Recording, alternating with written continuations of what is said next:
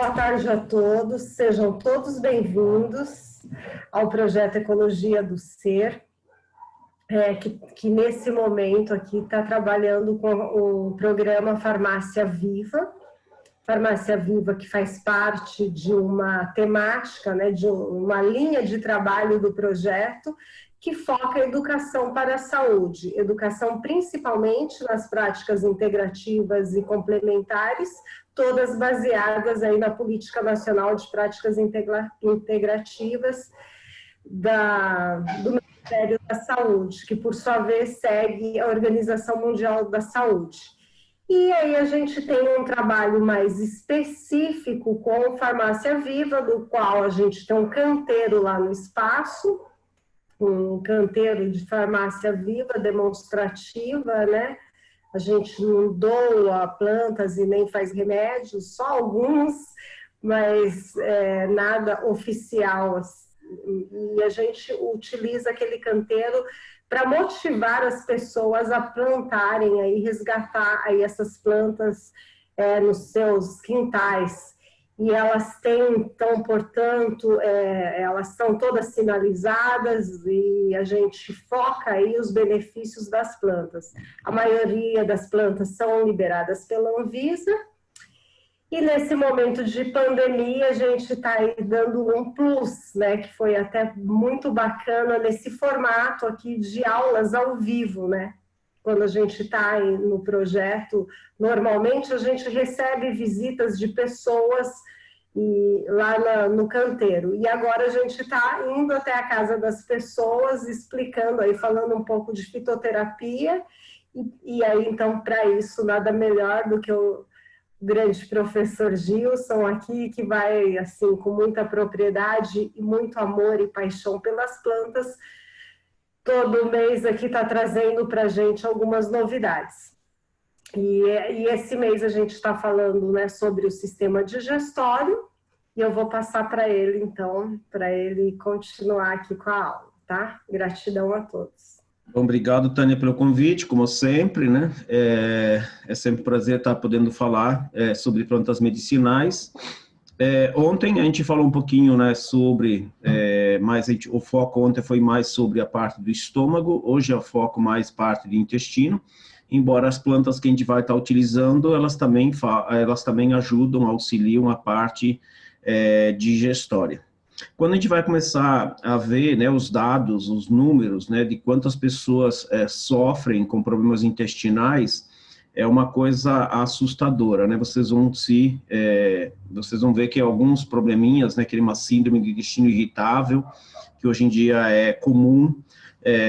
A gente tem muitas pessoas com colite, né, fora os outros problemas intestinais, né? Eu nem foquei na parte de intestino, por exemplo, intestino preso, né, que tem muitas pessoas que têm, né? Uma coisa até importante, se vocês quiserem, né, sempre quando a gente pega pessoas que têm problemas de intestino preso, prisão de ventre, a gente sempre lembra, né, que tem 3 medidas importantes para serem feitas, né, para trabalhar com a parte do intestino, fazer com que o intestino funcione.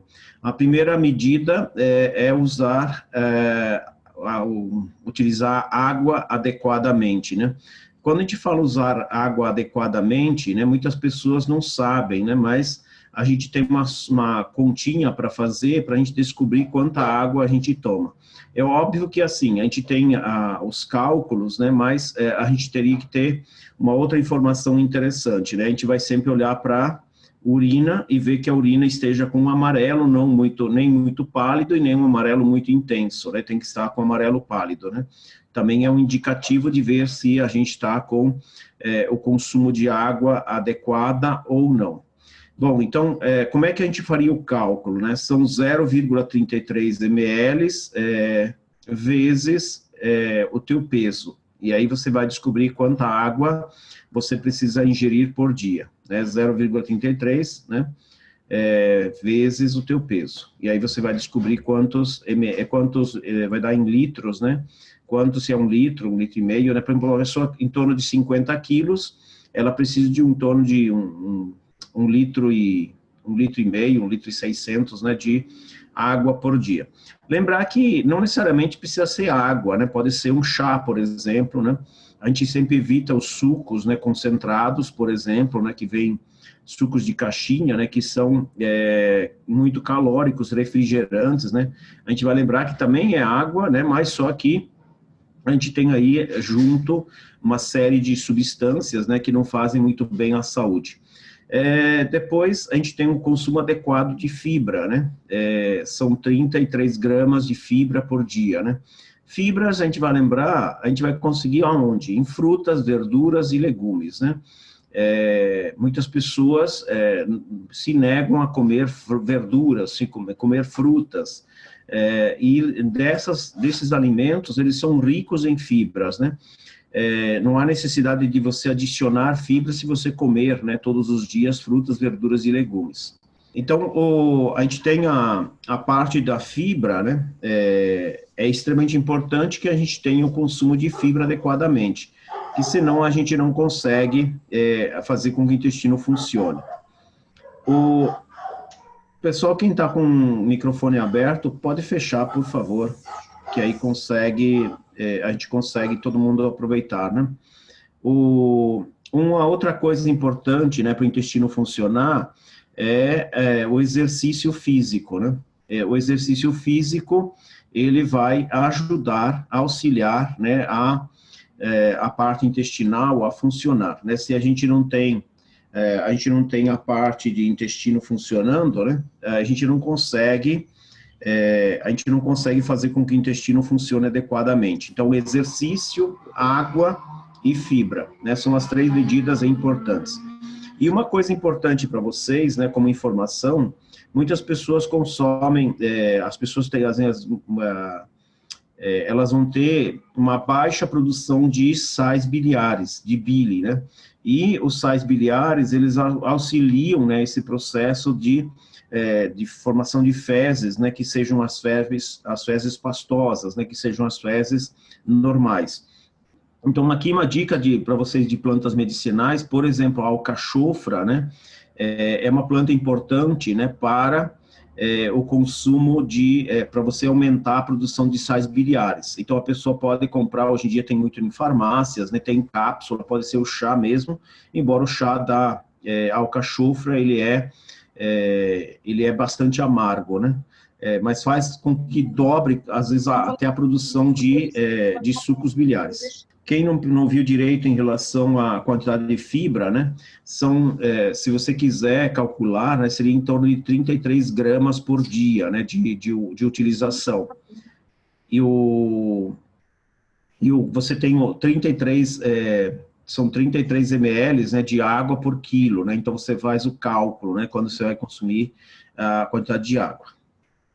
Bom, a gente vai vou subir a apresentação. Hoje a apresentação é bastante longa, né? Se vocês quiserem, até no meio da apresentação, depois a gente disponibiliza, a Tânia já está com a apresentação aí também, ela vai subir para o canal depois. Vocês podem também estar perguntando. Vocês vão ver que tem bastante informações, né? E aí depois também, se vocês quiserem a apresentação, eu também posso estar enviando a apresentação sem nenhum problema. E aí depois a gente abre mais para o final, se vocês quiserem anotar as perguntas, né, podem anotar, e aí vocês perguntam lá no final, né, porque fica mais fácil para a gente aproveitar o conteúdo.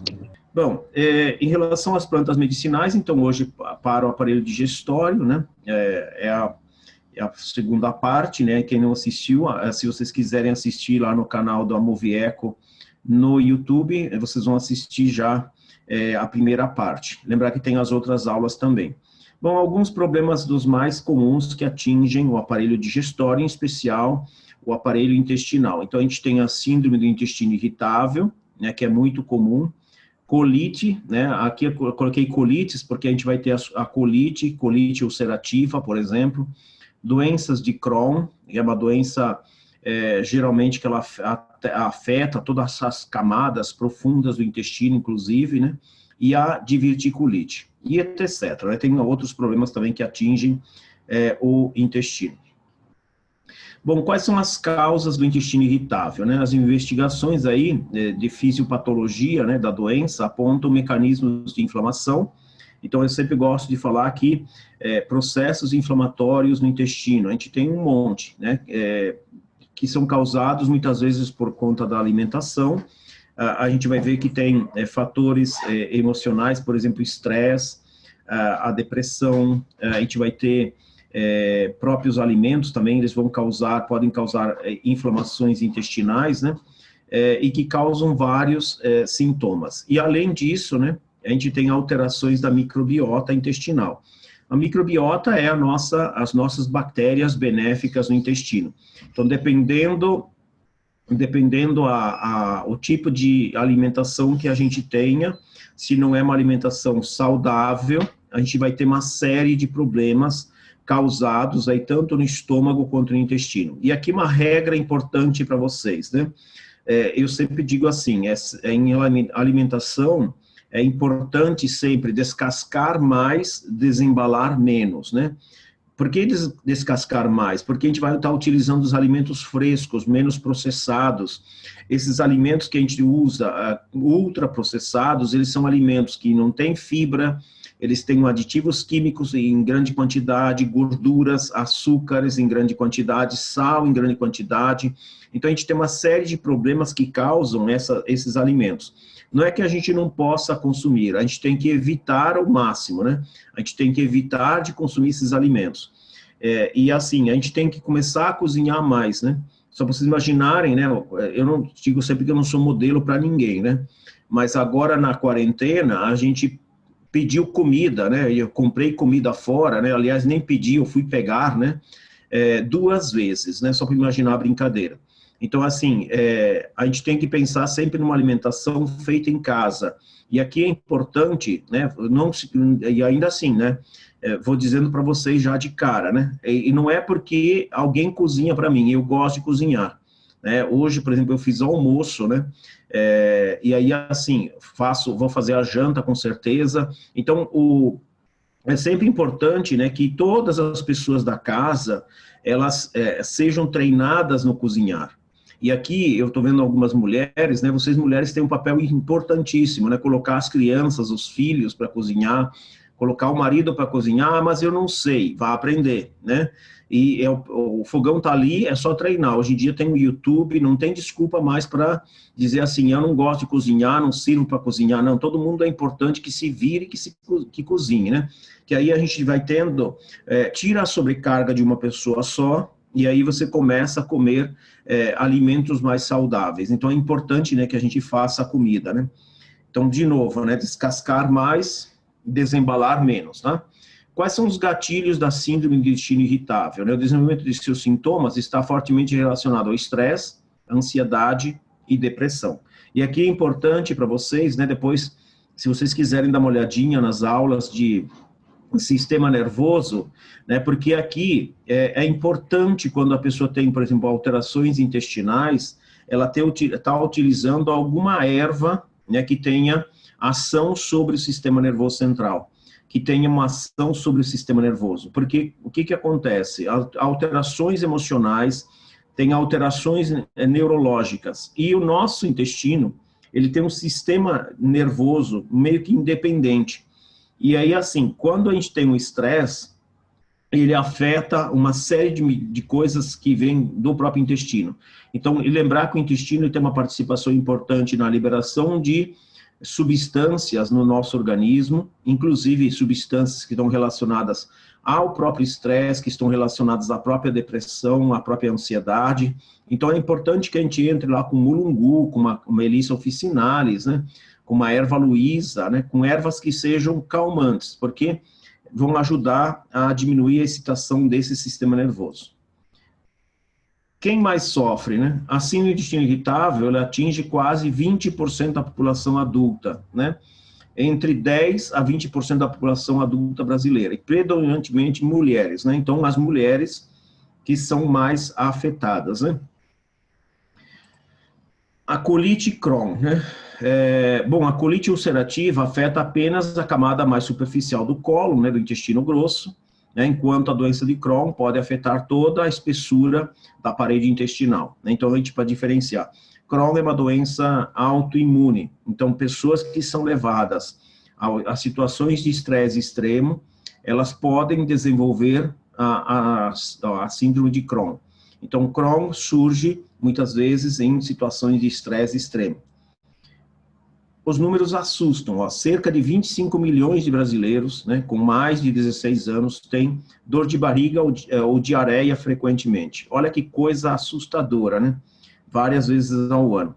Então, olha a brincadeira, a gente está falando que 25 milhões, a gente está falando que a gente tem em torno de 10, 12, 15% da população brasileira, então cada 10 pessoas, quase duas, né, sofrem aí com problemas sérios de intestino. Bom, vem as dicas agora. Então, para microbiota, né, a gente tem uma planta que eu gosto muito, né, a gente tem várias, a gente poderia dar uma aula só sobre isso, né, mas a primeira dica para vocês é uma planta, né, chamada Esmalanthus sonchifolius, né, que vocês conhecem como batata Yacon, né, aqui a gente vê a parte aérea dessa batata, né, uma planta que pode ser cultivada inclusive em vasos, né, ela consegue produzir. Aqui vocês veem a batata Yacon, e aqui a gente vê os detalhes dela. Bom, Gils, o que tem que fazer com a batata Yacon? Simplesmente comer uma fatia todos os dias. Pode ser no café da manhã, pode ser no almoço, pode ser na janta. A batata Yacon, ela tem uma substância chamada inulina, é uma substância extremamente importante para alimentar as nossas bactérias saudáveis do intestino. É uma batata que ajuda a baixar colesterol, ela ajuda a baixar triglicérides e ela ajuda a baixar o açúcar no sangue. Então, ela é boa para diabético, porque ela é docinha, né? E ela tem, na verdade, não tem glicose, né? Ela tem frutose. E aí o diabético pode consumir que ele não vai conseguir, ele não vai precisar de, não vai sentir tanta necessidade de açúcar, né? E só tomar cuidado, não pode comer demais, porque ela pode baixar demais a glicose, a pessoa pode passar mal. E ela ainda ajuda a baixar colesterol, triglicérides, e ela ajuda a normalizar a nossa flora intestinal, a bendita da microbiota, né, que o pessoal chama hoje em dia, né? Então, assim, é importante, né, que a gente tenha o consumo de alguma coisa, né, que alimente as bactérias benéficas do intestino. Então, a batata Yacon é uma das opções, tá? A gente teria outras, né? E aí, dicas de plantas para os intestinos, né? Aqui eu coloquei, ontem a gente já falou desse composto, né? Que é um composto de espinheira santa, guaçatonga e barbatimão. Desculpa que eu esqueci de colocar os nomes populares, né? Mas se vocês tiverem curiosidade, é só pegar esses nomes, colocar no Google, né? Vem um nome popular fácil, né? Então a gente tem esse composto, ele é sempre colocado aí com 45%, se for de tintura, né, 45 ml de espinheira santa, 45 ml de guaçatonga e 10 ml de barbatimão, né? Esse composto, ele é fantástico para quem tem problemas estomacais, em especial quando a pessoa tiver úlcera e gastrite, mas ela é muito boa quando a pessoa tem alterações intestinais. Se você imaginar, eu acompanho pessoas com problemas intestinais há muitos anos. E esse composto, ele segura mais do que medicação para intestino. É impressionante como que esse composto ele ajuda a tratar a parte intestinal, todos os processos inflamatórios, e ele ajuda a normalizar o intestino. Então é importante, né, que você faça o uso sempre, se for o chá, sempre pegar, você pode fazer a receitinha, né, fazer uma dicasinha, né, para vocês, para montar esse composto. Você pega em colheres de erva, por exemplo, você vai colocar 5 colheres de espinheira santa, 5 colheres de guaçatonga e coloca 1 colher de barbatimão. O barbatimão é casca, as outras 2 são folhas, né? Pode dar uma ferventadinha nessas plantas? Pode, tá? Ferve durante 2, 3 minutos, abafa, e aí depois você toma uma xícara antes das refeições. Se for tintura, 40 gotinhas, 3 vezes antes das refeições, 3 vezes por dia. E pode fazer utilização, assim, 2 meses para 1 semana, continua de novo, até que seja necessário. Aqui a gente tem 2 plantas né, que são chamadas de psyllium, né? São duas transagens, né? O Plantago Psyllium e o Plantago ovata, né? Hoje em dia tem medicamento, né? O pessoal compra uma coisa chamada Metamucil, né? O Metamucil só tem saborzinho lá com pozinho, que é o Psyllium, é um tegumento, quer dizer, um farelinho, né? É um revestimento que está ao redor do fruto dessa planta, né? E ele, quando você coloca na água, vira uma gelatina. E essa gelatina tem que ser consumida de manhã. E é importante, né, o consumo de água. O que o Psyllium faz? O Psyllium ele faz um revestimento na parte intestinal e ele ajuda muito a regularizar a parte bacteriana do intestino. Ele ajuda a reconstituir o intestino, né? Se vocês quiserem depois pesquisar um pouco, né? Aqui vocês veem, a gente vê a parte da flor dessa planta e abaixo a gente vê o pozinho que é. Quando você coloca na água, esse farelinho ele vira uma gelatina mesmo. Então, se as pessoas tiverem nojo, né, de tomar aquilo, porque é um polissacarídeo, é um açúcar, tá? Uma cadeia de açúcar, uma molécula de açúcar muito grande que a gente não consegue digerir. E quando a gente coloca na água, vira uma gelatina. Se a pessoa tiver nojo de consumir aquilo como gelatina, sempre ensina a pessoa a bater junto com uma fruta de manhã e ela toma junto com essa fruta. E aqui uma dica importante, né? Até coloquei aqui para vocês, né? Uma colherinha de café, um copo de água à noite, beber de manhã. Não misturar com medicamentos e tomar água durante o dia. São algumas dicas, né? Por que não misturar com medicamento? Porque essa substância chamada mucilagem, ela tem uma propriedade importante que é quelar. Ela quela. Gils, o que é quelar? É grudar. Ela cria como se fosse uma cola. Ela cria um complexo e ela não tem digestão, ela não solta mais. Então, por isso que a gente fala sempre, não misturar junto com medicamentos. Se tiver que tomar algum medicamento antes do café da manhã, você vai fazer isso lá no meio da manhã, quando você vai fazer o lanchinho da manhã. Porque se você consumir o medicamento depois do psyllium, né, dessa mucilagem, ela vai quelar, porque ela vai ficar muito tempo dentro do estômago. Então, se for consumir o medicamento antes, se for uns 20 minutinhos antes, não tem problema. Mas se for o medicamento depois, é um risco de você perder o medicamento. E aqui a gente tem vários medicamentos, por exemplo, que seriam perigosos, né? Por exemplo, medicamentos cardíacos, medicamentos para diabetes, a gente pode imaginar, por exemplo, algum hormônio, a gente pode imaginar até o hormônio que vocês usam lá, as mulheres usam para anticoncepcional, se misturar logo de tomar depois, você vai perder o hormônio. Então, é sempre importante, né, consumir a mucilagem longe de medicamento. Se o medicamento for consumido meia hora antes, 20 minutos antes, aí não tem problema. O problema é sempre consumir depois do medicamento. Então, tem que dar no mínimo 2 horas de espaçamento para você não perder o medicamento.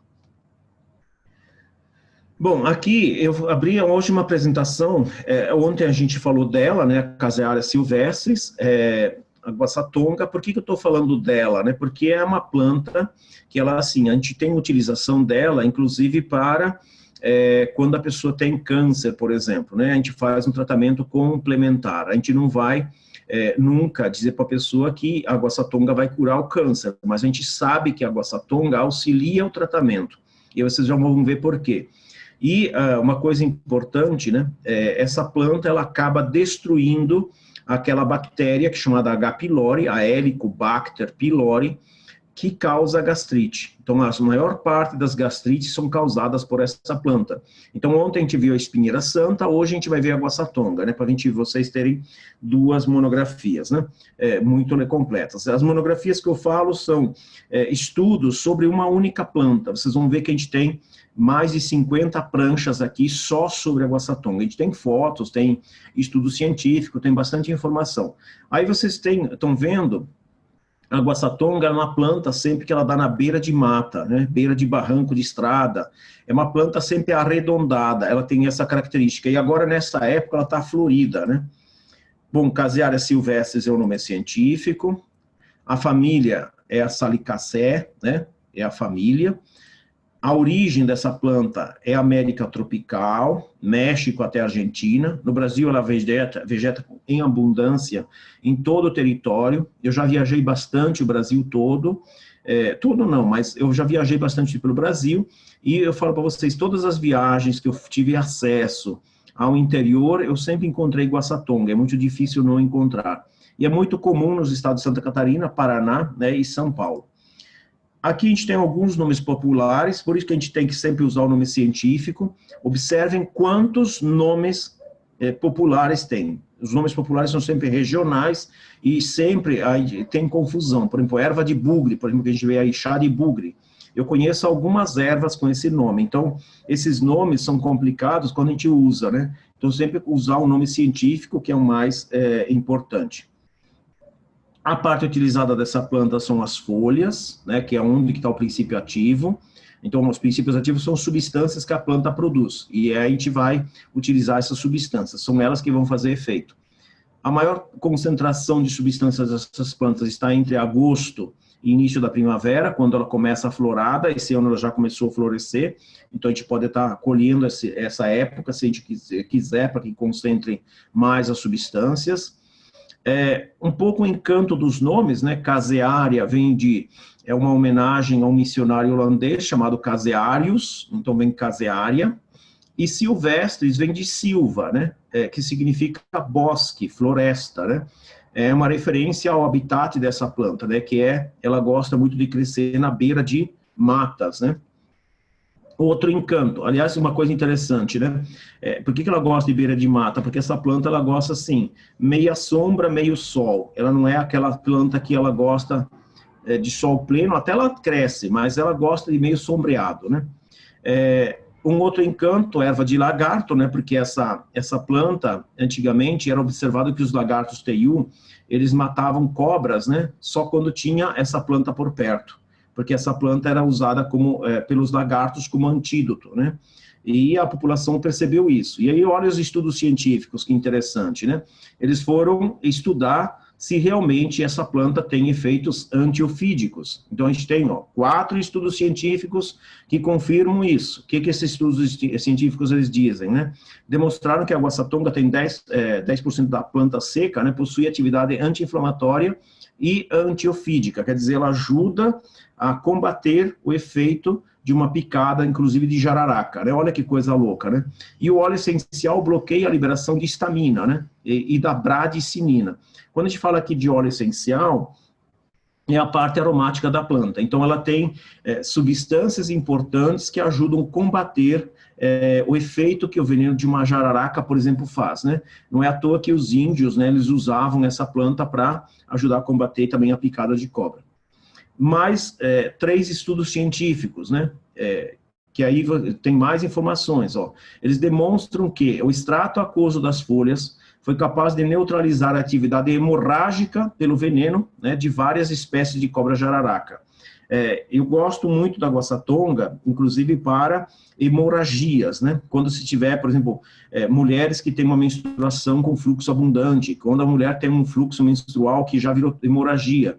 A guaçatonga é uma planta que ela, se você tomar uma xícara de chá de hora em hora, em questão assim, de no máximo 6 horas, estanca o sangramento. Então, você consegue estancar. Pode ser tintura e pode ser o chá. Então, pode fazer utilização de hora em hora, em poucas horas você vai parando, né? Para no máximo em 2 dias, vai parar a hemorragia. Às vezes, hemorragias assim que duram 3, 4, 5 meses, 6 meses, param, às vezes no mesmo dia, inclusive. Uma outra ação constatada, né? As casearinas, né? As casearinas é um grupo de princípios ativos, né, que tem dentro da guaçatonga. Ela tem bloqueia uma enzima chamada metaloproteinase, né, do veneno. Então, ajuda a bloquear a ação do veneno. E a guaçatonga impede a degradação da cadeia do alfa, da alfa-fibrinogênio, né, que essa cadeia, né, faz parte lá da coagulação sanguínea, né? O extrato aquoso das folhas diminuíram as lesões nas fibras músculo-esqueléticas, né, pela prevenção na formação de edema, né? Então, toda picada de cobra tem edema, então ela vai ajudar a prevenir e a diminuir as lesões, né? Inibiu o bloqueio neuromuscular do veneno e preveniu as mionecroses, né? Mio é músculo, né? Então, a necrose muscular. Olha o efeito que faz, né, uma guaçatonga. É claro que assim, gente, eu não trataria ninguém com picada de jararaca, por exemplo, com guaçatonga. Eu correria lá para o Butantã, numa boa, né? E sem pestanejar, né? Mas a gente, só para mostrar como que é uma planta que ela tem um poder muito interessante para a gente, né? É uma planta com poder cicatrizante expressivo. Segundo a lenda, o lagarto enfrenta a cobra lá, se tem ela por perto, né? E aqui é importante, né? Porque dentro da guaçatonga, a gente tem lá, em outros estudos que mostram, tem uma substância chamada cariofileno, que é um óleo essencial, que ele tem uma ação antihistamínica. Quando eu falo antihistamínico, eu estou falando de processos alérgicos, né? Então, a guaçatonga é uma informação interessante, né? Porque ela tem essa ação anti-alérgica, né? Se a gente tiver pessoas com alergia, a gente pode estar utilizando a guaçatonga, que ela ajuda a combater processos alérgicos. E ela tem uma substância importante, que é o lapachol, né? Que nos anos 70 era uma substância muito buscada no IP roxo, né, para tratamento de câncer, né? Ela tem uma ação reconhecida como anticancerígena e antifúngica, né, essa substância. E dentro da guaçatonga tem lapachol. Algumas propriedades dessa planta: ela é analgésica, anestésica, antiácida, ela ajuda a baixar a produção de ácido estomacal. Então, se a pessoa tiver uma hiperacidose estomacal, né, tiver uma acidose estomacal, a gente pode estar utilizando, que ela ajuda a diminuir. Antifúngica, ela mata bastante fungos, né? Vocês vão ver que ela, eu, por exemplo, não uso mais a guaçatonga para micose de unha, mas eu usei durante muito tempo, porque tem algumas micoses que são resistentes à guaçatonga. Eu geralmente uso o cravo da Índia, né? Que ele é mais poderoso do que a própria guaçatonga, né? Mas ele tem essa propriedade antifúngica, anti-inflamatória, anti-ulcerogênica, então ela ajuda a combater úlceras, antiveneno, antiviral, ela ajuda a matar alguns vírus, antimutagênica, então ela é uma planta antioxidante, antitumoral, cicatrizante, citotóxica. Quando a gente fala aqui citotóxica, cito é célula, tóxica para células. É uma planta que já tem pesquisa científica, vocês já vão ver aí, que ela inibe tipos de células tumorais. Ela ajuda a destruir in vitro células tumorais. Por isso que é uma planta que eu uso quando eu tiver algum tratamento de câncer, né? É um recurso que eu utilizo, porque ela tem essa ação de ajudar a combater câncer, né? Hemostática, né? Uma planta que ela estanca sangramentos, né? Então, essa propriedade chamada hemostática. Aqui a gente vê já a característica da guaçatonga. Então, observem que ela não é à toa que é chamada de café mineiro, café do mato, café bravo, né? Porque é uma planta que ela vai dar as flores na axila da folha, que é igualzinho o café. Só que a diferença em relação ao café é que essas flores, elas são brancas, vocês já vão ver, mas elas são muito pequenas. E a guaçatonga, vocês vão sempre observar, ela tem a folha alternada, observe que não tem uma folha em frente à outra, que o café tem as folhas paralelas, né? E ela tem uma folha serilhada, né? Vocês vão ver mais fotos aí. Olha a quantidade de flores que tem nesse galho. Ela é uma planta que geralmente ela se desgalha muito na época da florada, porque as flores pesam tanto que uma parte da planta às vezes cai. Aqui a gente visualiza, ó, observa lá, ó, olha o jeitão da folha, como que ela é bonitinha, né? Sempre a folha baixada, né?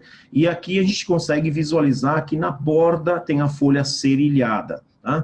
Quem viu a guaçatonga uma vez, dificilmente esquece, né, da guaçatonga. Você dificilmente erra na identificação. Tem plantas que são parecidas, mas geralmente não são todas as plantas que têm folha alternada igual ela. Aqui a gente está vendo uma planta que tem menos óleo essencial. Essa história do óleo essencial, eu comecei com o Sérgio Paniza, né? Ele me contando que tinha a guaçatonga lá no sítio, que ela tinha mais óleo essencial. E aí eu perguntei para ele, como é que você sabe que tem mais óleo essencial? Deu uma risadinha e saiu embora. Vai embora. Ele falou assim, você pode ver que as folhas não tem fungo em cima dela, né? Então aqui a gente está vendo folhas que tem fungo em cima. Vocês já vão ver o porquê que eu estou falando isso. Já vou mostrar para vocês. Aqui a gente vê ó, o cachinho de flores que tem. Olha quantas flores a gente encontra da guaçatonga. É uma florzinha branca, né? Olha o cacho de flores. É uma coisa impressionante quanta chegou a perder as folhas, tá vendo? Ó, não tem a folha mais. Ela perdeu a folha de tantas flores que ela tem. Aqui a gente vê que já frutos, né? Ela tem um frutinho que ela vai amadurecer, um frutinho pequeno. Quando ele é maduro, ele amadurece, ele expulsa a semente, ele cospe a semente. Essa parte amarela é um arilo, é uma polpazinha que tem dentro da fruta. Os pássaros adoram essa fruta, eles comem pra caramba, por isso que essa planta ela se multiplica com facilidade. Aqui vocês veem na minha mão, olha o tamanho dos meus dedos, parece um joelho, né? Na verdade, são os meus dedos segurando o frutinho, e aqui a gente consegue ver uma sementinha. Então, essa parte mais marronzinha é as sementes dela. São sementes muito pequenas, você imagina assim, a pontinha de um alfinete, né? É o tamanho da semente. E é a semente que a gente usa para fazer mudas, né? Hoje em dia tem até micropropagação. Aqui, quando eu falei para vocês do Paniza, né, Paniza deu uma risadinha, eu falei assim, como é que você sabe que as guaçatongas aqui do sítio têm mais óleo essencial? Ele falou assim para mim, melhoramento genético. Eu falei, mas como é que você sabe? Ele virou as costas e foi embora. Eu falei, o que esse filho da mãe está vendo que eu não consigo ver? A minha pergunta foi, você olhou isso no microscópio? O que você fez, né, para saber? E aí eu comecei a fotografar a guaçatonga contra a luz solar. E olha aqui que a gente consegue identificar. Esses pontinhos brancos que vocês veem aqui, ó, aqui a gente tem as nervuras, tá? São nervuras, mas quando você olha no meio das nervuras, tem pontinhos brancos. Esses pontinhos brancos, eles nada mais são do que vesículas de óleo essencial. E aí eu comecei realmente as variedades do sítio, eu não sei exatamente como foi feito o melhoramento genético, elas são espécies que têm muito óleo essencial, têm muitas vesículas de óleo essencial. Então elas aumentaram a quantidade de óleo essencial. Aqui a gente consegue visualizar de novo, ó, olha lá que bonitinho, ó, os pontinhos brancos, né? A gente sabe que são vesículas de óleo essencial.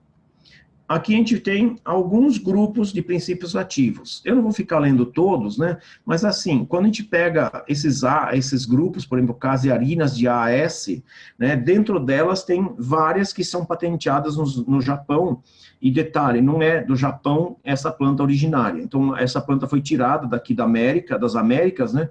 E foi patenteada lá. Se um dia a gente quiser fazer um tratamento para câncer, por exemplo, a gente vai ter que pagar patente. Olha que coisa louca, né? E as casiavestrinas de AC, tem delas que têm propriedades também antitumorais, que foram patenteadas nos Estados Unidos. Detalhe, também não tem nos Estados Unidos. Mas ela tem muita coisa interessante, ó, cariofileno, mucilagem, flavonoides, então são grupos de pigmentos. Quando tiver essa coisa de antocianisídeos, né, terpenos, triterpenos, antiterpenos, a gente tem o óleo essencial, são todos partes aromáticas da planta, são óleos essenciais. Então tem uma quantidade muito grande de substâncias, taninos, por exemplo, né, flavonoides que têm esse poder cicatrizante, óleos essenciais, né? Então a gente tem uma série de substâncias dentro dessa planta que são bem interessantes. Essa é uma ficha técnica, né, que a Anvisa reconhece a guaçatonga. Para que eles reconhecem? Eles reconhecem para gastrite, azia, aftas, lesões cutâneas e como antisséptico, né? Eles não têm todas as propriedades que eu vou passar para vocês, né? Mas olha, e a dosagem da tintura de 40 a 60 gotas, ou infusão 2 a 4 gramas, né? E utilizar uma xícara 3, 4 vezes ao dia. O uso é oral e tópico, né? E a venda não precisa de prescrição médica, tanto a tintura quanto a erva. Aqui alguns estudos científicos sobre a atividade antiulcerogênica, né, dessa planta. Então, a gente vê 4 estudos científicos desde da época de 90, né, da década de 90, 2000, 2003, né, a gente vê vários estudos, grupos de pesquisadores estudando a guaçatonga, né. Que esses estudos demonstraram? Que a guaçatonga diminui a secreção ácido-péptica, né, quer dizer, a parte de ácido, né, sem modificar o pH estomacal, diferentemente da cimetidina, que eleva o pH. Além disso, né, as substâncias terpenos, taninos, cumarinas, flavonoides, óleos voláteis, geram uma gastroproteção, quer dizer, ela protege o estômago, então uma planta protetora, inclusive. Então, ela ajuda a diminuir a parte de ácido, sem alterar o pH, e ela ajuda a proteger. Isso ajuda a normalizar as funções estomacais. Aí, destaques nessa substância, que é um sesquiterpênico, né, e óleos essenciais, possuem atividade anti-inflamatória, já comprovado em pesquisa, né? Os flavonoides, os polifenóis, eles possuem atividade antioxidante, que é uma propriedade também importante para evitar alterações celulares, e ela tem uma ação gastroprotetora, então ela ajuda a proteger a parte de estômago e ela ajuda a proteger também a parte de intestino. A gente tem aí, comparado com os medicamentos, essa dose que tem normal por quilo, né, muito estudada essa dosagem, né, de 57,5 miligramas quilo, né, ela foi mais efetiva que o misoprostol para reduzir suco gástrico, né? E foi menos eficiente, né, comparada com a atropina e a cimetidina e o misoprostol para reduzir ácido clorídrico, né? Então, ela tem uma ação importante, né? Quando a gente fala mais, puxa, imaginar que uma planta tem ação maior do que um medicamento, né? É óbvio que a atropina é violenta, a cimetidina também são importantes aí para redução do ácido clorídrico, né?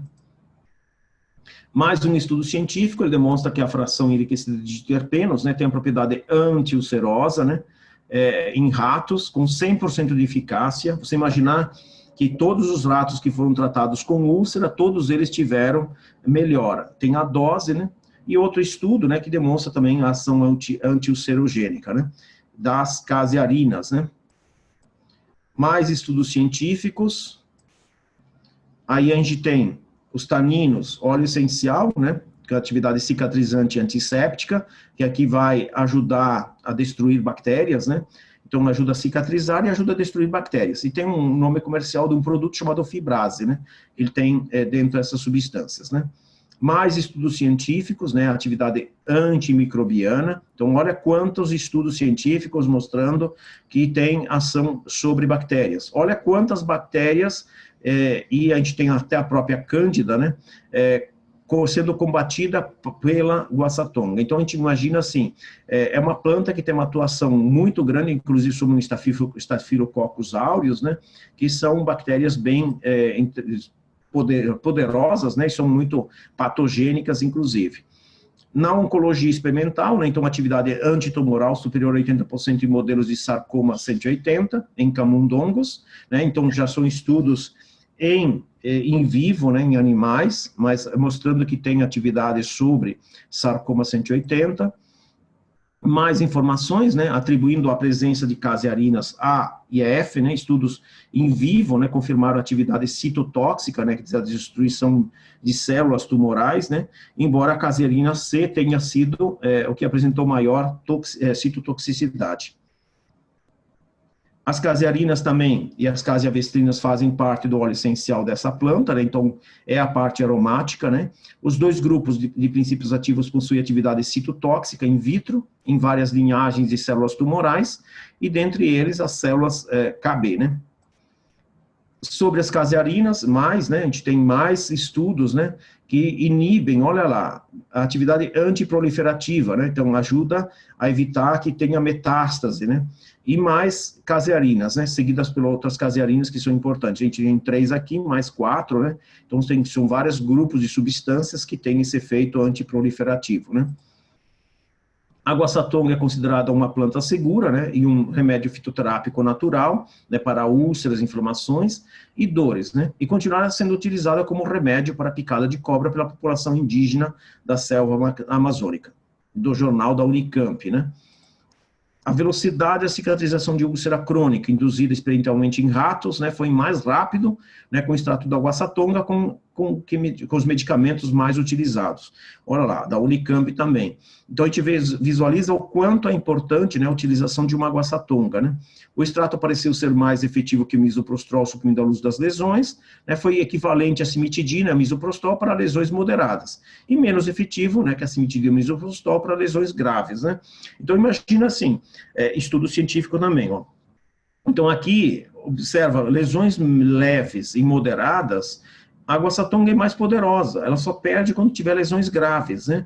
Então, assim, eu não abriria mão de utilização dela mesmo em lesões graves, né? Mesmo que seja feita a utilização junto com a medicação, complementando o tratamento. Aqui a gente visualiza, né, que essa planta, com estudos científicos, ela tem uma atuação importante sobre o herpes labial, né? Então, o herpes simplex, né? E ele foi mais eficiente do que o penciclovir, né, que é o mais utilizado aí. Então, ela consegue reduzir as cicatrizações mais rapidamente do que, em média, o medicamento 5 dias, em 2 dias ela consegue começar a cicatrização. A marcante porcentagem de óleo essencial justifica seu emprego como cicatrizante, antisséptica, antimicrobiana e fungicida. Então, o óleo essencial tem várias atuações aí sobre fungos, bactérias e vírus, né? Por conter taninos, forma revestimento protetor na pele, nas mucosas, né, dificultando as infecções. Então, eu gosto muito de contar, né, que o tanino ele vai precipitar as proteínas, né, que a gente tem no muco, que está ao longo do aparelho digestório. Ele cria como se fosse uma camada, um Majipac, uma camada protetora, né. Então, é importante para prevenção de lesões, por exemplo. A água-satonga também previne a irritação da mucosa gástrica, né, induzida pelo estresse. Então, a gente tem um grande recurso, né, pessoas que estão muito estressadas podem estar utilizando. A gente tem que tomar cuidado, porque essa foto à esquerda, ela é uma foto que foi tirada de uma revista de circulação nacional na área de saúde, dizendo que era água-satonga. Observe que não tem nada a ver com água-satonga. Essa planta é uma planta chamada Schefflera, é uma planta tóxica, né? A gente tem que tomar muito cuidado quando a gente vai usar informações, por exemplo, de revistinha de banca de jornal, né? E à direita, nós temos a porangaba, né, que também é chamada de chá de bugre, que dá muita confusão. Quando vocês forem comprar água-satonga seca, você vai ter que sempre olhar que ela é um verde amarelado. Se for, por exemplo, a porangaba, ela é preta quando você vai... Ela escurece quando se seca ela, né? Ela não fica verde. Então, a gente tem que sempre observar direitinho, né, para a gente não acabar comprando gato por lebre. Olha lá, a esquerda porangaba, a direita água-satonga. Olha lá a diferença, né? Não tem nada a ver uma planta com outra. E as duas são chamadas de chá de bugre, né? Confusões aí na identificação, então sempre observar, né? Porque chá de bugre pode ser um nome que você vai comprar chá de bugre, você não compra água-satonga, então tem que sempre observar e usar o nome científico, né? Identificação é importante. E a porangaba sempre oxida, né? Eu vou deixar aqui para vocês. Oxidar quer dizer ela vai escurecer, ela vai ficar preta quando ela vai secar, né? E a água-satonga ela fica amarelada, né?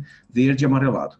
Aí dica de uso, né? Água-satonga caseária silvestre, eficiente no uso contra o bicho geográfico, né? Então, quando tiverem bicho geográfico, é só passar tintura em cima, que ela mata o bicho geográfico. A gente descobriu isso há muitos anos atrás, com pessoas que tinham bicho geográfico, que não matava com nada, né? E a água-satonga em poucos dias acabou com ele, né? Então, é só passar tintura sobre o local. Uma outra dica, né? Mulher com fluxo intenso, né? Hemorragia, né? Para usar água-satonga em doses de hora em hora, né? Até estancar o fluxo. Lembrete, água-satonga é uma planta hemostática. Aqui, a gente está relatando uma mulher que já estava há 3 meses com uma hemorragia que não tinha com o que parava, né? E a gente conseguiu estancar, né, com chá, né, de hora em hora, em pouco tempo. Aqui vem a posologia. Eu gosto sempre de colocar a posologia que é reconhecida pela própria Anvisa, né? Que aí, se a gente seguir dentro dessa dosagem, a gente não tem riscos, né, de intoxicação, a gente não tem riscos aí de ter algum problema. Então, de 2 a 4 gramas, aqui a gente está falando de 1 colher a 2 colheres para 150 ml de água, né? 2 a 3 xícaras por dia. Tintura vai de 5 a 20 ml, aqui uma dosagem cavalar, né? Cada ml tem 20 gotinhas, né?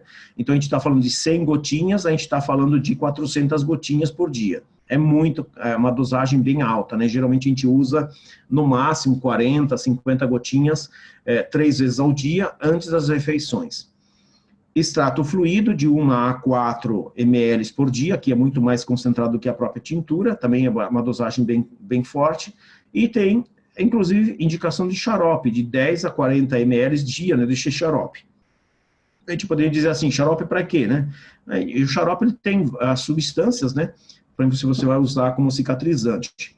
Contraindicações, é uma planta que não pode ser usada na gravidez, né? Ela provoca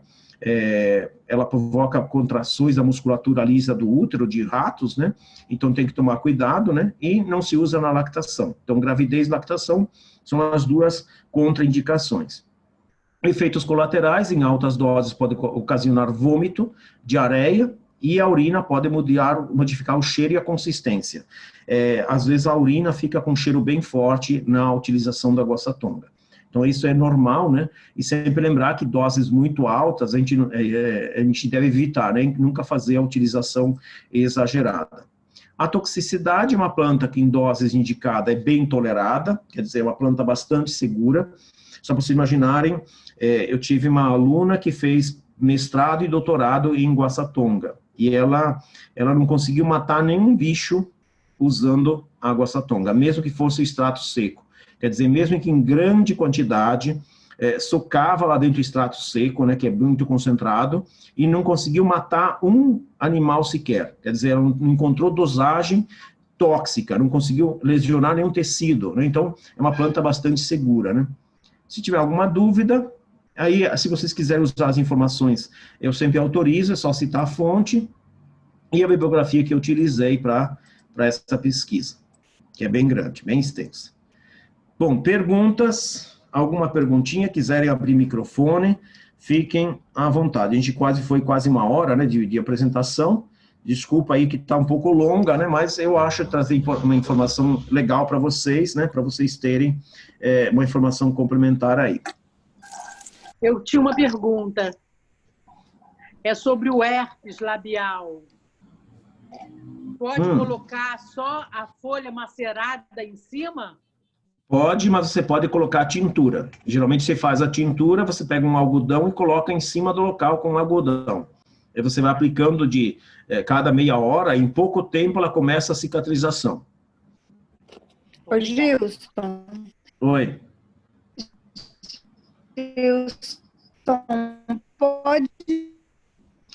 Beth está cortando, eu não estou conseguindo te ouvir. Usar fitoterapia, já foi selada nesse... Então, se pode ser usada junto com a quimioterapia pós um câncer de pâncreas. A guaçatonga pode sim. Você sai sempre, eu gosto de usar a guaçatonga junto com uma outra planta chamada zedoária, tá? Mistura a tintura de guaçatonga com zedoária, você pode usar junto com o tratamento, e você pode usar inclusive a cúrcuma longa, né, que é uma planta também fantástica. Nesses casos aí ela é uma imunomoduladora, ela ajuda muito, né, como antioxidante, anti-inflamatória. Pode usar sim a guaçatonga. Eu já tenho vários casos onde as pessoas conseguiram cura. Não estou dizendo para vocês que seja a guaçatonga somente, né? A gente está falando que dentro desses tratamentos que tinham até câncer muito avançado, né? As pessoas conseguiram cura usando guaçatonga e zedoária. Então, tiveram sucesso no tratamento. Então, pode estar utilizando sim. Na Panise eu consigo? Desculpa, na Panise eu consigo a tintura? Consegue sim. Tem tintura... Zedoária e guaçatonga você encontra lá. Tá, ok, obrigada. Oi, boa tarde. Eu tenho uma dúvida. Fala, Ângela. A respeito da guaçatonga, eu vi que ela tem efeitos anti-inflamatórios, né? É possível utilizar também em dermatites? Sim, a gente tem um composto, né? Eu falo a gente porque a gente trabalha junto com a Célia e com o Paulinho, que são dois farmacêuticos, né? E a gente prepara um gel a partir do extrato glicólico de guaçatonga, calêndula e barbatimão, que a gente tem resultados assim fantásticos para dermatite, mesmo a dermatite atópica, né? A gente teve um caso do menino na escola que ele tinha dermatite no corpo inteiro, e ele passando esse composto, ele tem só algumas manchinhas no corpo, sem usar nenhum corticoide, só para imaginar a brincadeira, guaçatonga, calêndula e barbatimão. A gente usa muito esse trio parada dura, tá? Guaçatonga, calêndula e barbatimão. Obrigada. Gilson, professor. Oi. Tudo bom? É a Elvia. Fala, Elvia. Eu tenho uma amiga que ela está com 3 meses, né, com menstruação muito forte, mas a causa dela foi descoberta, ela está com mioma e cistos. Nesse caso, o chá ela pode tomar, né? Mesmo já ter a causa, né, dela, que ela vai fazer um tratamento intenso depois. Mas pelo menos para estancar o sangramento já resolve, né? Vai usar guaçatonga de hora em hora até estancar o sangramento. Pode ser uma xícara de chá, ou pode ser tintura, umas 40 gotinhas de hora em hora, até estancar. E aí depois vai utilizar, usa unha de gato com luxo amarelo, tá? Que aí vai tratar o mioma. André está perguntando como que é feito o extrato fluido, né? O extrato fluido, gente, é feito com maquinário. Então, é uma concentração, onde a gente fala que é uma concentração 1 por 1. Vai colocar uma grande quantidade de erva para pouquíssimo líquido, tá? Então, tem que tomar cuidado, porque o extrato fluido é bastante concentrado, tá? Fala, Elvia. Tem alguma outra pergunta complementar? Oi. Só repetir, por favor, unha de gato com? Uxi amarelo, tá? Unha de gato. Vou colocar aqui no chat. Unha de gato com uxi amarelo. Observar chá também. Isso. Pode ser chá ou pode ser tintura. Lá no Panisa pode comprar até por tintura, tá? Tá, ok. Obrigada. Mais alguma pergunta, gente? Professor, a psoríase, a gente pode usar esse trio que foi falado? Não só pode, como deve, tá? Pode usar sim, e não só pode, como deve. Igual barbatimão, guaçatonga e calêndula. Correto, mas a gente pode comprar isso em algum lugar? Você não sei se o Panisa faz, né? Você pode até comprar erva e lavar o ferimento, né? Com o chá dela, né? Mas é muito mais prático se for usar um creme, por exemplo, um gel, né? Ver se alguma farmácia faz, né? Eu não sei se o Panisa faz, né? Qual é a dosagem dos 3 para fazer o gel? A dosagem, você vai usar, a gente usa sempre, geralmente, em torno de 15%. Né, de gel, né? Você vai colocar, se você colocar, por exemplo, 90 ml, 85 ml de gel, 15 de extrato glicólico. Se for a tintura, mais ou menos a mesma concentração. Não, então, mas de cada uma aqui, você diz o quê? Partes iguais. Partes 15 iguais. para cada uma? Não, 15 é o total. 15 a 20. Da 15 a 20 ml. É muito difícil caber 20 ml. Você vai ter que colocar no gel aos poucos, né? Para ver a consistência, porque senão se ficar muito líquido não vale a pena, né? Uhum. Tem uma pergunta se a tintura, né, de herpes, herpes genital, ela serve. Sim, serve para herpes genital, tanto labial quanto genital, e não só para herpes simplex. A guaçatonga, a gente descobriu que ela funciona muito para herpes zoster, inclusive. Se tiver muita dor, ela cicatriza assim, o herpes zoster muito rapidamente. Mais alguma questão? Professor. Queria te perguntar, assim, na aula passada você falou sobre desodorante. É lavanda, né? Óleo de essência de lavanda aí, melaleuca, não é isso? Isso. E tem a sálvia, tá? Sálvia. Outra Isso. coisa, para eu ter o intestino bem preso, como você estava falando aí, a guaçatanga, é bom para então... Intestino preso, não. Intestino preso você usa mais espinheira santa, tá? Que ela vai ajudar a soltar. É isso. Quando você fala... que não seja o chá, como que chama o outro que você falou mesmo? Tintura. O que é tintura? Tintura é uma extração alcoólica. Então, você vai pingar gotinhas na água. Isso é uma tintura. É uma extração alcoólica com álcool de cereais. Você vai encontrar, que nem lá no Panisa, você encontra tintura. Tintura ou extrato, tá? É a mesma coisa. Panisa? Isso, Panisa com 2 Zs, tá? Panisa. Vou colocar aí para vocês. Para unha escura também você tinha falado cravo com... Eu gosto, para micose de unha, você pode colocar o cravo no álcool puro e depois você vai fazer aplicações. No álcool. No álcool. Álcool de cereal, né, que chama, né? Não, pode ser, como é a unha, você vai fazer uso externo, não pode ser qualquer álcool. Tá? Mas pode ser álcool de cereais, não tem problema não. Tá. Tem alguma planta para sinusite? Sinusite, inalação você pode fazer inalação do eucalipto, que é fantástico, né? Eucalipto, sálvia, você pode usar macela também. Sempre a vaporização quente, né? Cuidado para não queimar o rosto. Tá. O vapor, né? Isso. Ok. A Adriana está perguntando para esofagite, né, esôfago de Barré, né? Você pode usar esse composto, né, da espinheira santa, guaçatonga e barbatimão, que vai funcionar muito, vai ajudar bastante. Ô, Gilson, o cravo de molho no álcool fica quanto tempo, mais ou menos? No segundo dia você já pode começar a utilizar. Usa o cravo moído, né, que ele extrai muito mais. No segundo dia em diante já você vai ter um bom efeito. Ok, Você dá o obrigada. telefone E a pra gente, porcentagem? Qual a porcentagem para quê? Para esse álcool com cravo? Você vai Não, colocar desculpa, Gilson. A porcentagem de tintura para o gel. 15% para quanto de gel? É 15%. Você vai colocar, se você colocar 50 ml de gel, né? Ou se você pensar em como vou completar 100 ml, né? Você vai colocar 85 de gel, 15 de tintura. 15... obrigada, Gilson. 15%. Dali a aula fica gravada assim, lá na Movieco, lá no YouTube, tá? A Tânia já conta para vocês todo o enderecinho direitinho, bonitinho, tá bom? Tá. Quiserem reassistir, podem reassistir depois. Para acne, Gilson, o gel também, porreta? Para Sim, tratamento de acne? porque você tem o barbatimão e a guaçatonga, elas são ricas, né? Você pode usar barbatimão, guaçatonga e calêndula, porque você trata a pele, né? Então você pode usar porque, como tem tanino, ele vai fechar os poros. Então não é que ele lacra os poros, mas ele fecha os poros. Então impede, inclusive, a parte de criação de bactérias no próprio quando tem acne, quando tem espinhas, né?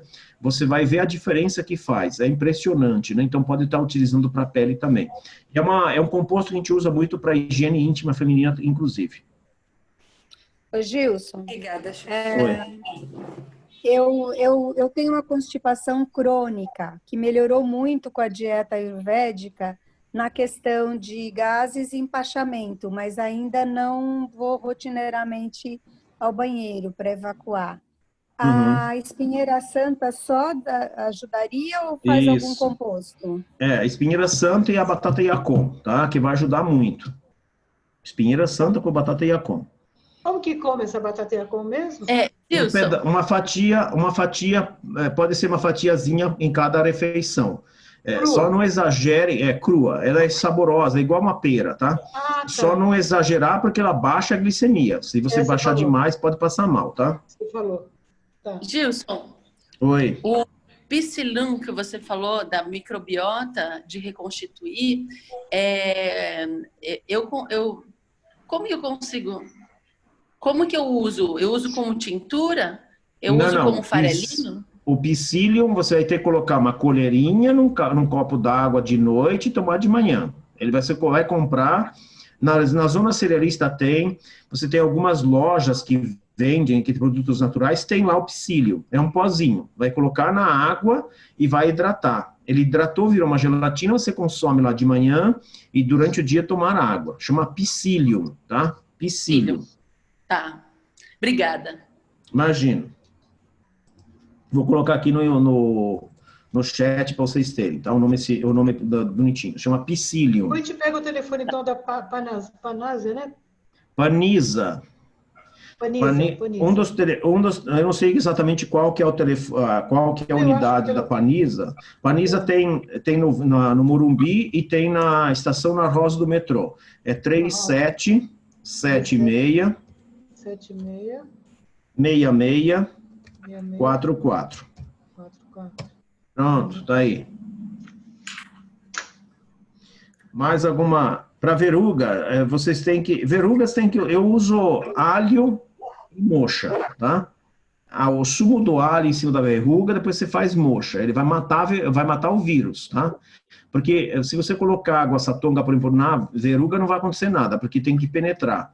Então tem que penetrar profundamente. O sumo do alho, ele é rico em óleo essencial, ele mata a verruga. Tem outras técnicas também com óleo essencial, mas essa com alho, cuidado porque o alho queima, tá? Então você vai colocar em cima da verruga e vai colocar moxa, tá? Que aí vai matar, pode fazer diariamente. Fazer até matar. Tanto para olho de peixe quanto verruga. Superficial? Oi?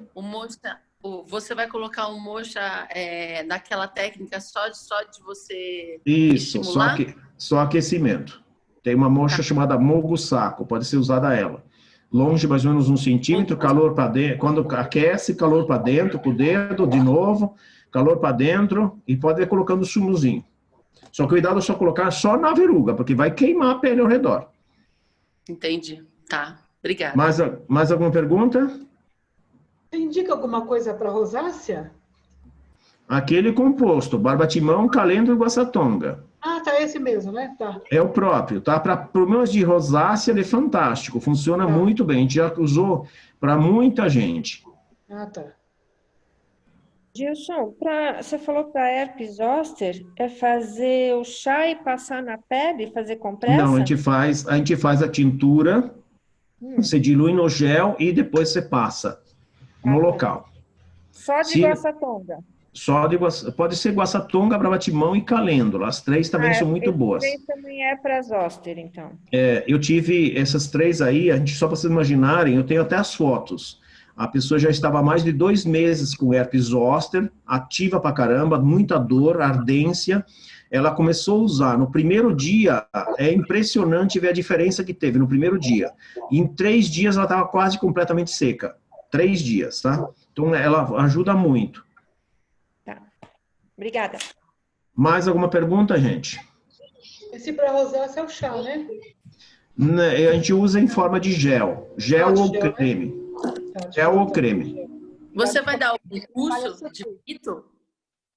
Se vocês quiserem acompanhar a gente está agora, nessa próxima semana, provavelmente eu vou dar alguma coisa na área de fito. A gente está começando a organizar um curso online, né? Porque agora com toda essa coisa da pandemia, de distanciamento, a gente sempre tem cursos na escola. Só que nesse momento a gente não está com curso, mas a gente vai começar a organizar um curso online.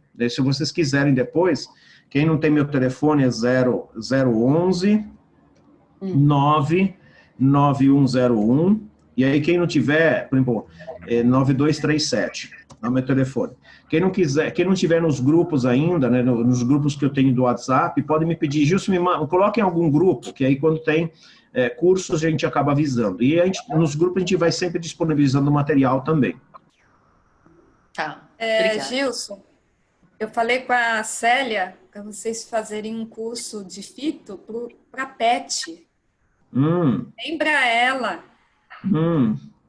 Na verdade é assim, a gente já tem a gente tem alguma experiência em relação a cachorros, né? A cachorrada toda, a gente pode até compartilhar alguma coisa. Se você precisar de alguma coisa, vai gritando aí, né? Depois a gente vai vendo. A gente, na verdade, tem que organizar material, né? E nem sempre a gente tem tempo para... que agora a gente está terminando um livro, né? O livro já está quase pronto, né? E aí depois a gente vai começar a organizar outros materiais, né? Eba, vai ficar na lista aí. Gilson, repete seu telefone, por favor. Ô, Gil. 99101 9237. Fala, Tânia. Tenho 2 perguntas para você. Aquelas manchas brancas que aparecem na pele, muito difícil de tirar. Então, uma pessoa que tinha essas manchas na pele, isso é uma micose, né? Como a guaçatonga é antifúngica, né? Uma vez eu preparei um gel à base de tintura de guaçatonga e eu dei um potinho para a pessoa experimentar. E a pessoa foi viajar para a Europa. Ela falou, já que eu vou viajar para a Europa, vou ficar passando a guaçatonga. E aí ela voltou sem um bichinho de estimação, que já fazia 1 ano que ela tinha no corpo. Já tinha feito todo aquele tipo de tratamento. Tanto que naquela viagem eu ganhei um presente. Nem lembro qual foi o presente, mas eu ganhei um presente na volta. Então, quando tiver micose de pele, inclusive quando tem aquele líquen plano, né? A gente já teve experiências com a guaçatonga, até para líquen plano ele funciona muito. Tá. E a outra questão que eu ia colocar, e eu acho que até para esclarecer de uma maneira geral, quando você fala assim, não misturar se estiver tomando outro remédio, outro medicamento, você se refere a não misturar ao mesmo tempo ou assim? Isso. Você não vai pegar aqui a tintura, jogar aqui na água e tomar junto o medicamento. Sempre distanciar. Sempre distanciar. Se ela estiver fazendo um tratamento no dia, tudo bem, né?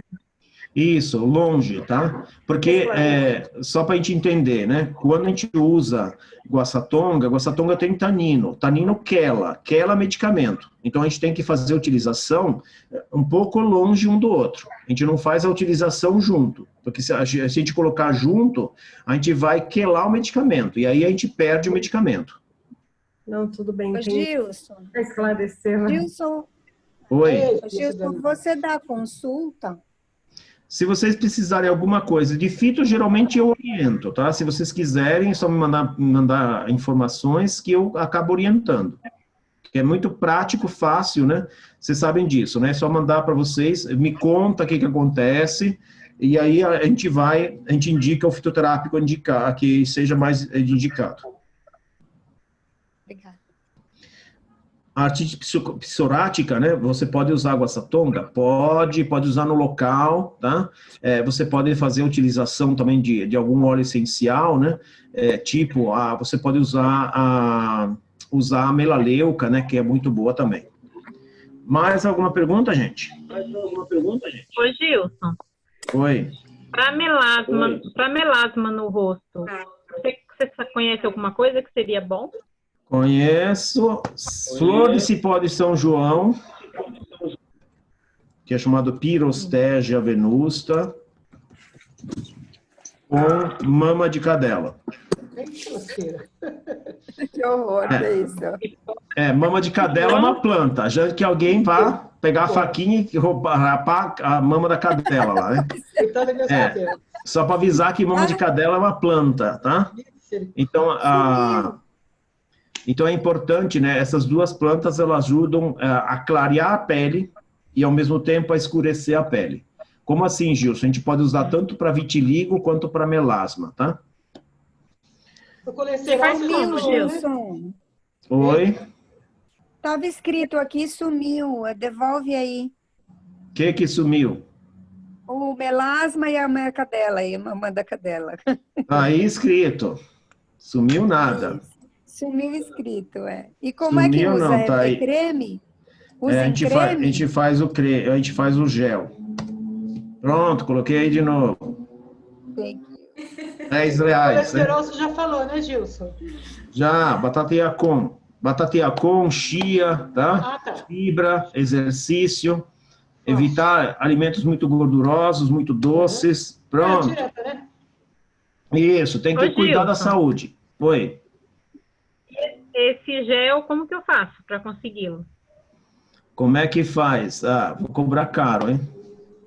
Na verdade, eu preciso dar uma olhada se eu ainda tenho tintura porque a flor de cipó de São João, e é essa época a gente colhe. E eu ainda esse ano não colhi, né? Porque tem que passar aos locais onde tem a flor, está florido, né? Para coletar, para a gente fazer a tintura, né? E esse ano eu não coletei. E aí, eu não sei se eu tenho ainda a tintura, que eu geralmente faço, né? Eu faço para algumas pessoas que têm vitiligo, que têm melasma, né? Eu tenho que dar uma olhada se eu tenho ainda. E aí você faz um gel, professor, né? Vê para mim. Gel, creme. Aí, quando voltar às aulas, eu pego com você. Vou pensar no teu caso. Tá bom. Eu também preciso. Pensar no caso de vocês, né? Gilson, posso fazer uma perguntinha rápida? R$10. Esse para unha aí, fiquei legal. É cravo da Índia? Sim, senhor. Vai colocar um cravo moído num pote de vidro, colocou um dedo de pó de cravo moído, moer na feira lá, no dia, colocar empacotado, bonitinho, fechado, vai colocar um dedo de pó de cravo num pote de vidro, vai colocar 2 de álcool, e aí vai fechar e colocar no escuro. E depois, no segundo dia em diante, vai colocar um algodão na unha, vai colocar um microporo e vai ficar embebendo com conta-gotas naquele algodão. Ele vai tratar a unha até a unha sair bonitinha. Ela vai voltar a crescer bonitinha sem fungo nenhum. Então, vai ficar aplicando. Tem aquela micose desgramada que pulveriza a unha. Limpa a unha de baixo e vai colocando debaixo da unha. Vai ver se vai ter alguma micose que suporta isso. Ele mata tudo. Que bom. Mas irrita a pele, Gilson? O cravo com álcool, não. O cravo, por causa do óleo essencial, ele me queima a pele, assim, se eu passar, mesmo diluído, né? O óleo essencial é muito forte, mas o álcool, ele não vai irritar a pele. Eu nunca tive casos de irritação de pele usando essa forma. Eu uso há muitos anos. É uma coisa assim, tem micose de estimação, mais de 20 anos. Esse álcool com cravo é mais potente do que o óleo essencial. Você vai perguntar por quê? Porque o óleo essencial ele é volátil, vai embora muito rapidamente, e o álcool ele penetra muito. Então ele acaba matando a fungaiada toda. Obrigada. Esse embebedado de cravo da Índia pode também com ácaro de unha? Eu acho que sim. O cravo ele é um bactericida, um fungicida, viricida e com certeza deve matar o ácaro também. Obrigada. Ele é um coice na porta. Só para imaginar a brincadeira. E tão poderoso que é. Que ótimo. Não, aves têm muito isso. Uhum. Última pergunta, por favor. Oi. Você tinha falado da outra aula, eu não anotei, sobre convulsão. Qual o que você indica? Convulsão tem várias. Você pode usar o mulungu. Porque o mulungu ajuda isso. É chá também? Chá, pode ser chá ou tintura. Tanto faz. Quem está perguntando aí, a Cíntia está perguntando se a flor de São João parece um pino de boliche e ela é laranja, é isso mesmo, tá? Alaranjada, laranja, bem laranja. É bonita a flor, é linda. Mais alguma questão? Rendeu, Tânia, hoje, ó. Tem planta aí para ganhar muito dinheiro? Oi? Para ganhar muito dinheiro, tem alguma planta aí? Não, eu só tenho... eu tenho um único vaso aqui que eu tenho 3 plantinhas no vaso, só isso. Eu moro em apartamento, a gente tem um sítio do Panisa, que a gente cultiva lá algumas plantas, a gente tem umas 250 espécies, né, de plantas, e a gente dá curso, mas a gente não vende muda, né?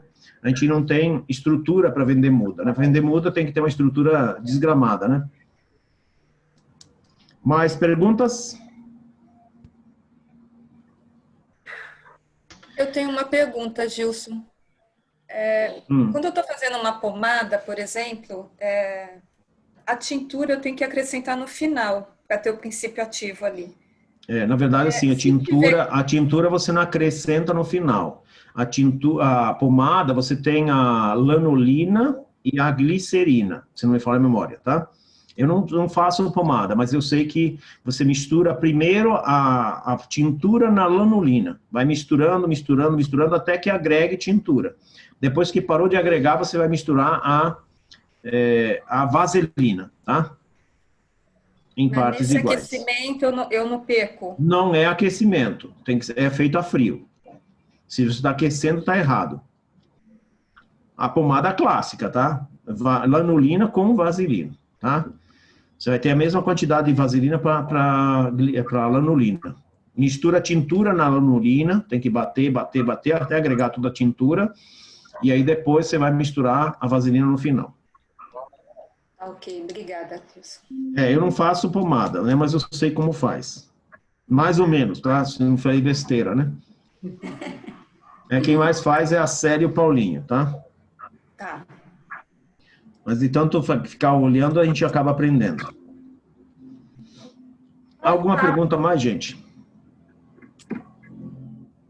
Gilson, então essa tintura encontro ali no Panisa, é isso? Isso, as tinturas tem o Panisa, sempre tem. Tá? Você pode pedir lá. Eu falo do Panisa porque, assim, gente, eu conheço de dentro, né? Quer dizer, eu conheço as farmácias, conheço a estrutura que eles têm, e eu confio muito no trabalho que eles fazem. É um produto bem feito, caprichado, né? Não é qualquer coisa, não. Por isso que eu indico muito o Panisa. Se vocês tiverem alguma farmácia que vocês conhecem de manipulação, que vocês confiam, aí vocês podem fazer lá. Mas, se não, o Panisa, ele sempre dá conta no recado. É justamente isso. Inclusive, eu pedi pelo WhatsApp indicação, né, a respeito de óleo essencial, de óleo vegetal, enfim, tem que ter mesmo um lugar de confiança para... O Panisa é confiável. Eu sempre falo para o Panisa, se ele pisar na bola, já sabe que vai levar uma bica na canela. Ok, obrigada. Certo? Prof. Oi. Oi. Lembra de mim, Jussara? R$10 de multa. Os vivos sempre aparecem, tá vendo? Ó? Já faz muitos anos já.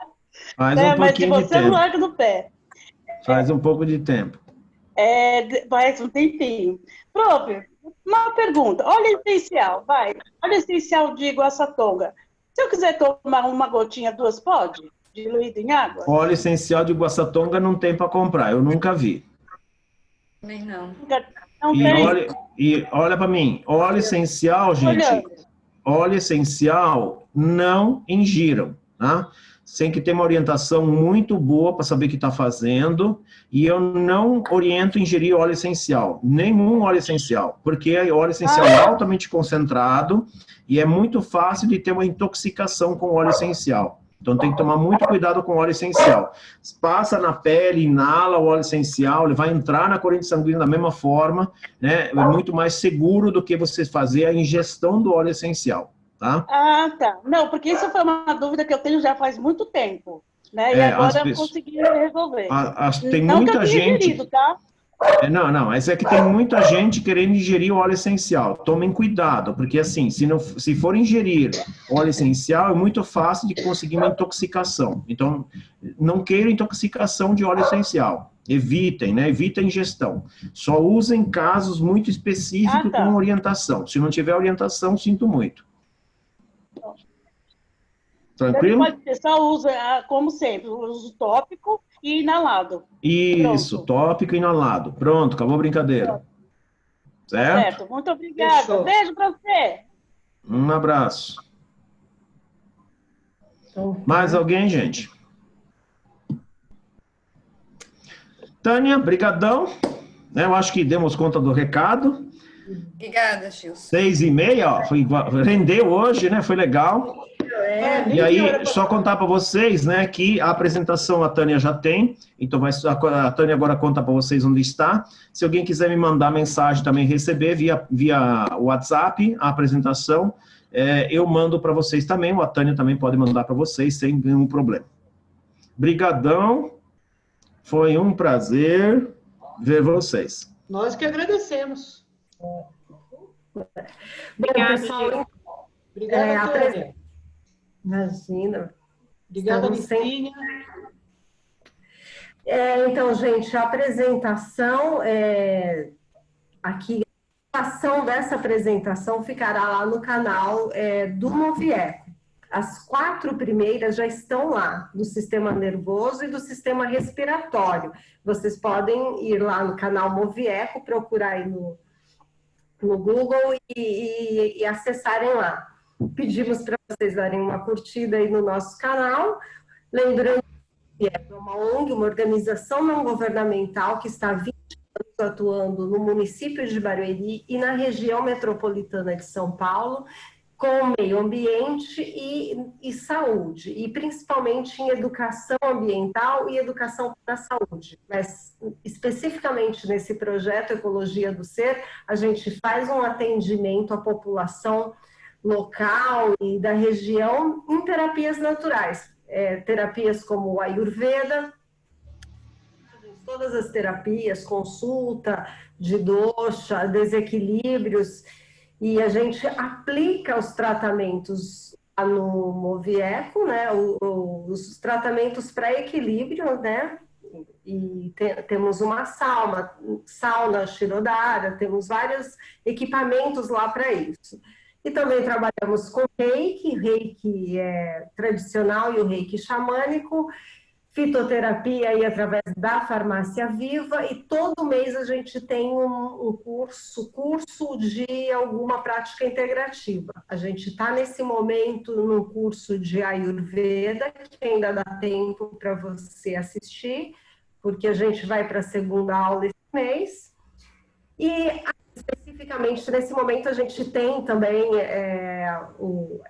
esse programa de Farmácia Viva aí, que é o carro-chefe, trabalhando com fitoterapia, e aí nossa paixão pelas plantas, pelas ervas, né, que nos dá essa sustentação a tudo.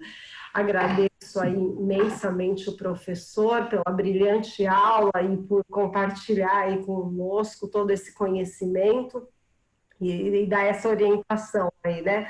No momento que a gente tanto precisa, né, de orientação e promoção da saúde, segurar o quanto a gente puder os sintomas de uma maneira natural, né? Então, isso a gente também agradece aí essa colaboração e a energia de todo mundo presente que participa tanto do projeto como desse programa Farmácia Viva especificamente, e agradecemos também a Secretaria de Saúde, aqui o município de Barueri, por essa ousadia, né, em apoiar um projeto assim de práticas integrativas e complementares, tá? Então, muita gratidão para vocês. Uma boa noite, um bom final de semana a todos, tá? Obrigadão, Tânia, pelo convite, pela oportunidade. Obrigado.